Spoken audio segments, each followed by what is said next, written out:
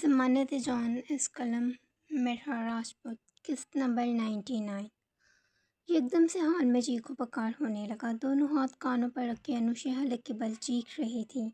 اس کا ذہن معاف سا ہونے لگا۔ یہ یلدرم نے کیا کر دیا؟ ایک پل، صرف ایک پل میں سب درہم برہم ہو گیا۔ حویلی کا سکون، خوشیاں سب لوٹ سی گئیں۔ ایک سیکنڈ کا کھیل تھا، رونقیں دم توڑ گئیں، آسودگی ہر سو پھیل گئی۔ وحاش نے اسے سنبھالنے کی بہت کوشش کی، لیکن وہ سنبھلے نہیں سنبھل رہی تھی۔ قبیلے کی عورتیں دم سادے اسے دیکھ رہی تھیں۔ آج سے پہلے انہوں نے انوشے کو ایسی حالت میں کبھی نہیں دیکھا تھا۔ انوشے، وہ گرتے چلی گئی تو وحاش نے جھک کر اسے سہارا دینے کی کوشش کی۔ پھر وہ گھٹنوں کے بل بیٹھ کر اس کے دونوں ہاتھ تھام گیا۔ انوشے، سنبھالو خود کو۔ وہ دیوانی سی ہو گئی تھی۔ آنسو تھے کہ متواتر بہتے ہی چلے جا رہے تھے۔ دھڑکنیں تیز ہو گئی تھیں، پورا وجود ٹھنڈا پڑنے لگا۔ کچھ قدموں کے فاصلے پر کھڑے یلدرم چودھری مطمئن تھے۔ اب انہیں یہ گلٹ نہیں تھا کہ ایک معمولی سی محبت کے لیے ان کی انا رون دی گئی۔ اب کہ وہ گردن اکڑائے کھڑے تھے، انہوں نے اپنی گردن جھکنے سے روک لی تھی، اور اتنی بڑی قربانی سرگام کی موت نے دی تھی۔ ان سے ذرا فاصلے پر کھڑی حسینہ کا چہرہ شیطانی مسکراہٹ سے بھرا تھا۔ سرگام کی موت نے آخر کس کس کو خوش نہیں کیا تھا؟ اور زمان، اسے تو جیسے ایک نئی زندگی سی ملی تھی۔ ابھی کچھ وقت پہلے وہ امید ہار گیا تھا، لیکن اب اسے جینے کی ایک نئی وجہ ملی تھی۔ راستے کی رکاوٹ ہٹ گئی تھی۔ اب اسے اور انوشے کو الگ ہونے سے کوئی نہیں روک سکتا تھا۔ یہ ایک خیال تمام خیالوں پر حاوی تھا۔ انوشے بچے، رو مت۔ وحاش نے اسے اپنے سینے سے لگا لیا۔ انوشے کے رونے میں روانگی آ گئی۔ علیحا اسے دیکھے تڑپ ہی اٹھی تھی۔ ریلنگ چھوڑ کر ہولے ہولے سیڑھیوں کا راستہ طے کیے وہ نیچے ہال تک آنے لگی۔ نہیں، اس کے ہونٹ لگاتار گردانی کرنے لگے۔ وہ یہ ماننے کو تیار ہی نہیں تھی کہ زرگام مر گیا۔ اس کا زرگام مر گیا۔ وہ کیسے مر سکتا تھا؟ وہ انوشے کے بغیر کیسے مر سکتا تھا؟ لالا، بہت مشکلوں کے بعد وہ بولی تھی، ورنہ اسے بولا ہی کہاں جا رہا تھا۔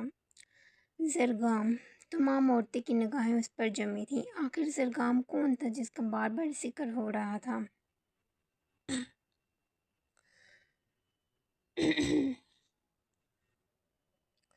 لالا، زرگام کو مار دیا۔ پھر وہ ہچکیوں کے دوران بولی تو وحاش کا دل کٹ کر رہ گیا۔ نہیں، زرگام کو کچھ نہیں ہوا، بالکل ٹھیک ہے۔ اس نے فوراً سے انوشے کو حوصلہ دیا، لیکن وہ کہاں سمجھ رہی تھی۔ اس کے ذہن میں بس ایک ہی بات فٹ تھی کہ زرگام نہیں رہا۔ دفتر علیحا ان سب کے درمیان سے تیز تیز گزرتی ہوئی اس کے قریب آئی تھی، اور آتے ہی اس نے انوشے کو اپنے سینے سے لگا لیا۔ زرگام کو مار دیا۔ کسی کا مضبوط حصار ملتے ہی وہ پھوٹ پھوٹ کر رو پڑی۔ علیحا، آپ نے دیکھا، بابا صاحب نے زرگام کو مار دیا۔ اس نے بابا صاحب کی طرف اشارہ کیا۔ یکایک علیحا نے کھا جانے والی نگاہوں سے یلدرم کو دیکھا، جیسے وہ انہیں آنکھوں ہی آنکھوں سے کچا نگل جائے گی۔ زرگام زندہ ہے انوشے، حوصلہ رکھو۔ علیحا نے اس کے کان میں سرگوشی کی تھی، لیکن کیا ثبوت تھا کہ زرگام زندہ ہے؟ ہاں، وہ زندہ ہے۔ وحاش نے بھی اس کی تردید کی تھی، مگر انوشے؟ وہ سرخ متورم ہوتی آنکھوں سے یک ٹک ان دونوں کو گھورنے لگی۔ آپ جھوٹ کہہ رہے ہیں لالا، وہ مر گیا ہے، اسے مار دیا گیا۔ دیکھتے ہی دیکھتے اس کی گردن نفی میں ہلی اور ہلتی چلی گئی۔ اگر زرگام کو کچھ ہوا تو میں آپ کو کبھی معاف نہیں کروں گی۔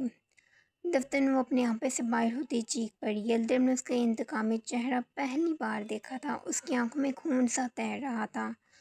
وہ سب معاف کر سکتی تھی، لیکن یہ کبھی معاف نہیں کر سکتی تھی۔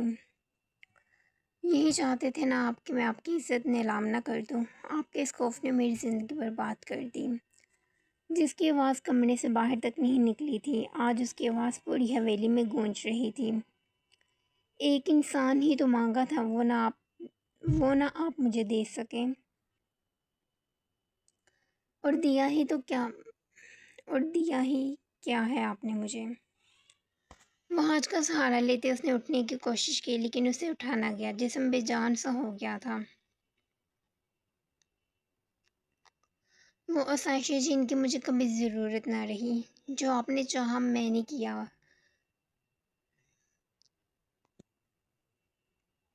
آپ نے کہا یہ نہ کرو، میں نے نہیں کیا، آپ نے کہا وہ نہ کرو، میں نے نہیں کیا۔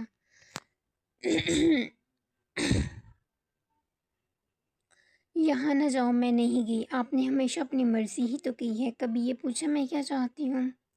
شکوہ شکایت کیا کچھ نہیں تھا اس کے لہجے میں، پوری زندگی اس نے غلامی کی ہی تو گزاری تھی، کیا اب بھی اسے حق نہیں تھا کہ وہ اپنی مرضی کی زندگی جیے؟ اور میں نے مانگا بھی تو کیا مانگا، صرف ایک شخص، آپ سے وہی نہ دیا گیا۔ آپ نے مجھ سے میری محبت چھینی ہے بابا سائیں، وہ محبت جو مجھے آپ سے زیادہ عزیز ہے، اور میں قسم کھا کر کہتی ہوں اگر اسی کچھ ہوا تو میں پوری زندگی آپ کو شکل نہیں دیکھوں گی۔ وہاج کا سہارا لے کر اٹھتے انوشی نے انہیں انگلی دکھائے وارن کیا تھا۔ ہاں مر گیا سرگام، مت دیکھنا میری شکل، لیکن یہ سب ابھی ختم نہیں ہوا۔ وہ خاموش ہوئی تو یلدرم دھاڑ پڑے۔ علیحہ اسے پرسکون تو کر رہی تھی لیکن وہ کہاں ریلیکسڈ ہو رہی تھی۔ زرگام کو مارنے کا میرا ایک ہی مقصد تھا، تمہارا اور زمان کا نکاح کروانا۔ وہ شیطانی کھول میں آ چکے تھے، وہ یہ بھول گئے تھے کہ سامنے کھڑی لڑکی ان کی اپنی بیٹی ہے، وہ اتنا ظلم کیسے کر سکتے تھے، وہ بھی اپنی سگی اولاد کے ساتھ۔ صدیوں سے اس قبیلے میں یہ اصول چلتا آ رہا ہے اور یہی قائم رہے گا، دو محبت کرنے والوں کو دفنا دیا جائے گا۔ زرگام تو مر گیا مگر تمہارا اور زمان کا نکاح پڑھوایا جائے گا، اور اگر تم نے اس نکاح سے انکار کیا تو جہاں زرگام کو دفنایا گیا ہے وہاں ہی تمہیں بھی دفنا دیا جائے گا۔ پھر وقفے سے یلدرم نے صفاقے کی حدیں پار کر دی۔ وہاج نے مٹھیاں بھینچ لیں، اتنا سب ہو گیا تھا لیکن یلدرم کی سوئی وہیں پر اٹکی ہوئی تھی۔ زمان کی نگاہیں مسلسل انوشی پر تھی، وہ اسے دیکھ دیکھ کر بھی نہیں تھکتا تھا۔ تو دفنا دیں، لیکن ایک بات یاد رکھیں، میں یہ نکاح مر کر بھی نہیں کروں گی۔ یلدرم کی طرح انوشی بھی بضبط تھی، وہ مر جائے گی لیکن یہ نکاح کبھی نہیں کرے گی۔ زرگام کے علاوہ کسی دوسرے کا تصور وہ کر ہی نہیں سکتی تھی۔ اس کی اس بات پر حسینہ کو مرچیں سی لگی تھیں، اتنی ڈھیٹ لڑکی انہوں نے آج سے پہلے کبھی نہیں دیکھی تھی۔ نکاح تو ہو کر ہی رہے گا، تم مانو یا پھر نہ مانو۔ پھر اگلے ہی لمحے یلدرم اسٹیج سے اتر گئے۔ علیحہ نے انوشی کو خود سے لگا لیا، وہاج ڈھال کی طرح اس کے آگے جا کھڑا ہوا۔ یلدرم کا شاید دماغ خراب ہو گیا تھا۔ جو وہ نکاح پر نکاح کروا رہے تھے، نہیں کرنا مجھے یہ نکاح، وہ پھنکار پڑی کہ اچانک سے کوئی ہال میں داخل ہوا۔ ابھی کسی نے پلٹ کر دروازے کی سمت نہیں دیکھا تھا، سب پوری توجہ سے انوشی کو دیکھ رہے تھے۔ دفتن یلدرم انوشی کے سامنے جا کھڑے ہوئے، ابھی انہوں نے انوشی کی کلائی تھامی ہی تھی کہ ایک دھماکہ سا ہو گیا۔ وہ ایگزیکٹ لوکیشن پر پہنچ گیا تھا، یہاں آتے ہوئے اسے زیادہ وقت نہیں لگا تھا، بس سر پر ایک جنون سے سوار تھا۔ گاڑی سے نکل کر اندر آتے وہ بیسمنٹ میں گیا جہاں اس کے بندے پہلے سے کھڑے تھے۔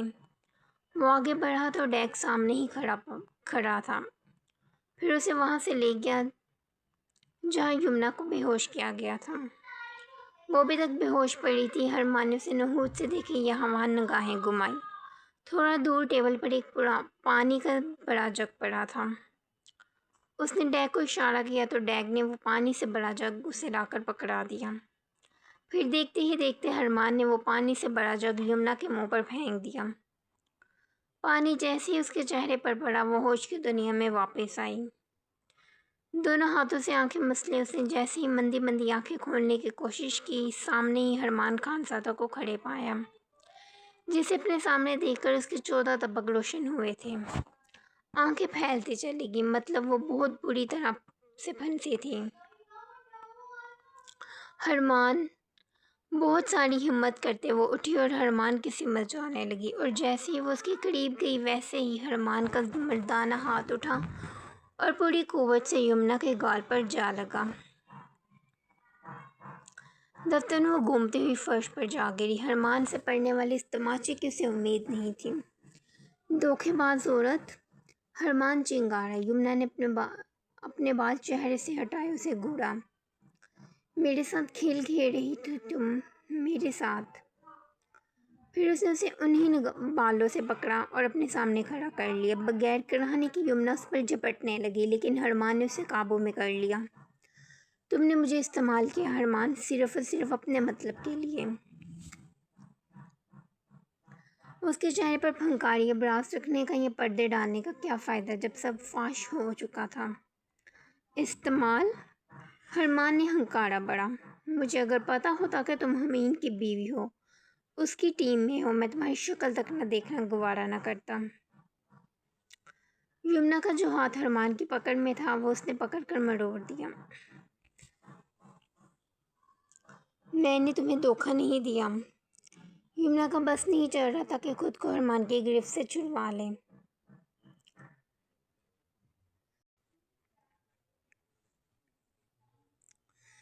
تم نے مجھ سے وفاداری بھی نہیں کی، وہ ترکی بترکی بولا۔ مجھے جیسے ہی پتہ چلا تم حمین کی بیوی ہو ویسے ہی تم حویلی سے غائب ہوگی، کیا یہ دغا بازی نہیں ہے؟ وہ سوال کر رہا تھا۔ یمنا ایک پل شل رہ گئی، کچھ کہنا بھی چاہتی تھی مگر کہا نہ گیا۔ میں سمجھتا تھا تم بری ہو، لیکن تم اتنی بری ہو اس بات کا مجھے اندازہ نہیں تھا۔ مجھے لگا تم میری مدد کر رہی ہو، لیکن تم تو اپنا فائدہ نکال رہی تھی۔ حرمان نے سچائی اس کے منہ پر پھینکی تھی۔ میں تمہاری مدد ہی کر رہی تھی حرمان، لیکن بدلے میں مجھے تم چاہیے ہو۔ میں تمہیں چاہتی ہوں، تم میرے ہو جاؤ، میں ساری دنیا چھوڑ دوں گی۔ یمنا بھیک مانگنے لگی، حرمان کے ساتھ کی بھیک، وہ بھیک جو اسے مر کر بھی نہیں ملنے والی تھی۔ میں تمہارا کبھی نہیں ہو سکتا، اور جو گیم تم نے میرے ساتھ کھیلی ہے اس کا بدلہ تو میں لے کر ہی رہوں گا۔ پھر اگلے ہی لمحے حرمان نے اسے جھٹکا تو وہ فرش پر جا گری۔ اتنی ناقدری اس کی کبھی نہیں ہوئی تھی۔ اس کو گاڑی میں بٹھاؤ اور نشاط لے کر چلو، وہاں جہاں حمید درانی کو باندھ رکھا ہے۔ اب جو بات ہوگی اسی کے سامنے ہوگی۔ حرمان نے کرکواس میں ڈیک کو آرڈر دیا تھا، اور اگلے ہی پل حرمان کے بندوں نے اسے چاروں طرف سے گھیرے میں لیا اور گاڑی میں بٹھایا۔ ان کے پیچھے ہی حرمان کی گاڑی تھی۔ وہ چاہتا تھا وہ دونوں آمنے سامنے سارا سچ اگلیں۔ انوشے! یکدم ایک جانی پہچانی نسوانی سی آواز سارے میں پھیلی۔ انوشے کے لب سل گئے، وہ دم بگول رہ گئی۔ یہ آواز تو… یلدرم، حسینہ اور زمان ان تینوں پر آسمان کے آسمان گرتے چلے گئے۔ اینٹرس سے اندر داخل ہوتے شخص کو دیکھے یلدرم کی آنکھیں پھٹی کی پھٹی رہ گئی۔ حسینہ کو اپنی بصارت پر یقین نہ آیا، اور زمان، اس نے ایک بار پھر سے سب کچھ ڈوبتا ہوا محسوس کیا۔ اس ایک لمحے میں کس کس کی سانسیں نہیں رکی تھیں۔ ان تینوں نے بار بار آنکھیں جھپک کر دیکھا مگر منظر نہ بدلا۔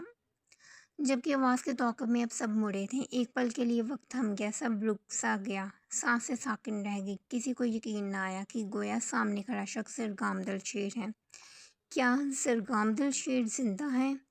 اسے زندہ اپنے سامنے دیکھ کر انوشے بے اختیار سی ہو گئی، اور بے اختیاری میں وہ یلدرم کا ہاتھ جھٹکتی ہوئی بھاگی اور زرگامدل شیر کے مضبوط سینے سے جا لگی۔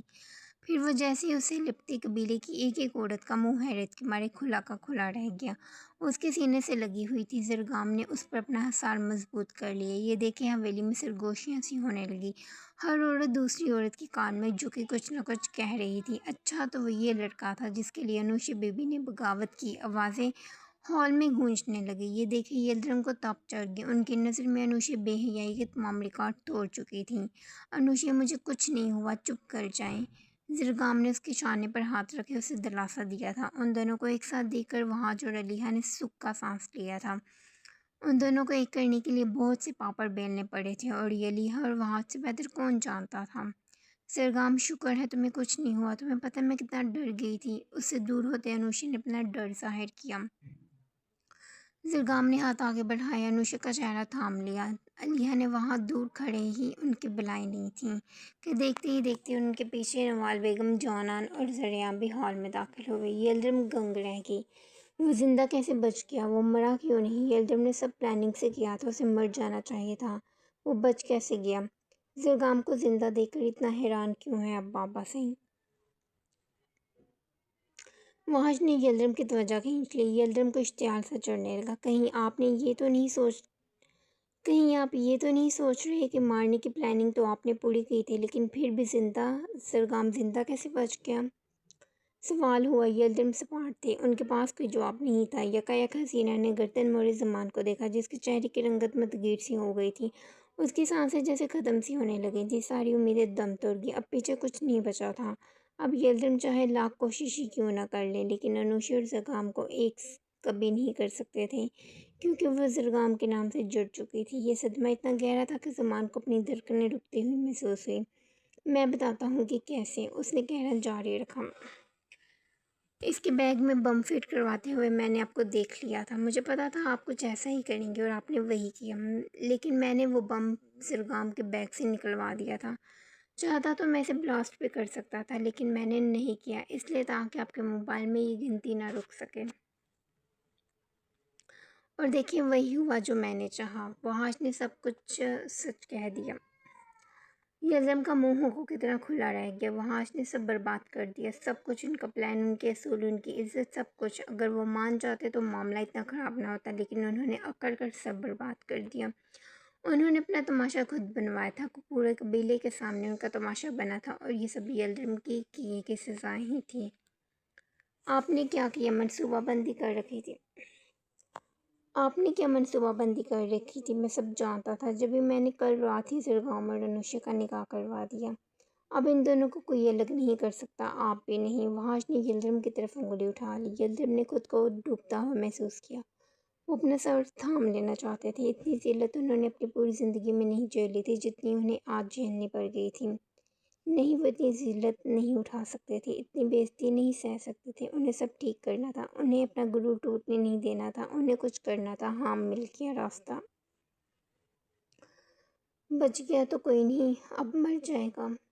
دیوار پر لٹکی اپنی رائفل اٹھائی یلدرم میدان میں آ گئی۔ سیکنڈ کے ہزاروں حصوں میں ہال میں خاموشی سے چھا گئی۔ یلدرم کی گن کا رخ زرگام کی اور تھا۔ زرگام کی آنکھیں چندیاسی سی گئیں۔ بابا سائیں، یہ اب کیا کر رہے ہیں؟ وہاں چیخا تھا کہ یلدرم پاگل ہو گئے تھے، انہیں آس پاس کا کوئی ہوش ہی نہیں رہا تھا۔ اب مرے گا یہ لڑکا، وہ بھی میرے ہاتھوں۔ یلدرم نے گن لوڈ کیے ہولڈر پر ہاتھ رکھ لیا۔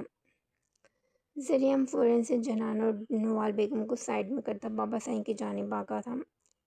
یکدم حال میں بگدڑ سی مچ گئی تھی۔ گولی غلطی سے کسی کو نہ لگ جائے، یہ سوچ کر سب بھی بھاگے تھے۔ وحاش نے علیہ کو سائیڈ میں کیا تھا، لیکن انوشا وہ زرگام کے آگے جا کھڑی ہوئی۔ وحاش اسے دور بھی کر رہا تھا، لیکن وہ ہٹنے کو تیار ہی نہیں تھی۔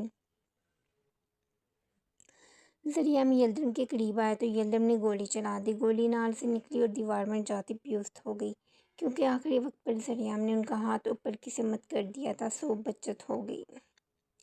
بابا سائیں گن چھوڑیں۔ ذریعہ نے ان سے گن چھیننے کی کوشش کی۔ دوسری طرف وحاش نے انوشا کو کھینچ کر اسے زرگام سے دور کیا تھا، کیونکہ وہ زرگام کو تو بچا سکتے تھے، لیکن اس دوران انوشا کو کچھ ہو جائے اس کی ذمہ داری وہ نہیں لے سکتے تھے۔ ذریعہ پیچھے ہٹ جاؤ۔ کھینچا تانی میں ہی یلدرم کی گن ہاتھ سے چھوٹ گئی۔ اس سے پہلے یہ گن ذریعہ اٹھاتا حسینہ نے آگے بڑھتے اٹھا لی۔ پھر اس نے جیسے ہی گن پکڑی، اس کا رخ انوشا کی سمت تھا۔ زمان جانتا تھا کہ وہ یقیناً انوشا کو ہی مارے گی، کیونکہ جو بھی ہو رہا تھا اس کی وجہ وہی تھی۔ اور پھر وہی ہوا۔ حسینہ نے گن لوڈ کی اور ٹریگر پر انگلی رکھتے چلا دی۔ دفتر نال سے گولی نکلی اور سینہ چیر گئی۔ گولی کی آواز پر سب ساکت رہ گئے۔ ایک وجود درام کی آواز سے زمین بوس ہوا، جسے دیکھ کر دونوں کانوں پر ہاتھ رکھ کر چیخیں مارنے والی حسینہ تھی۔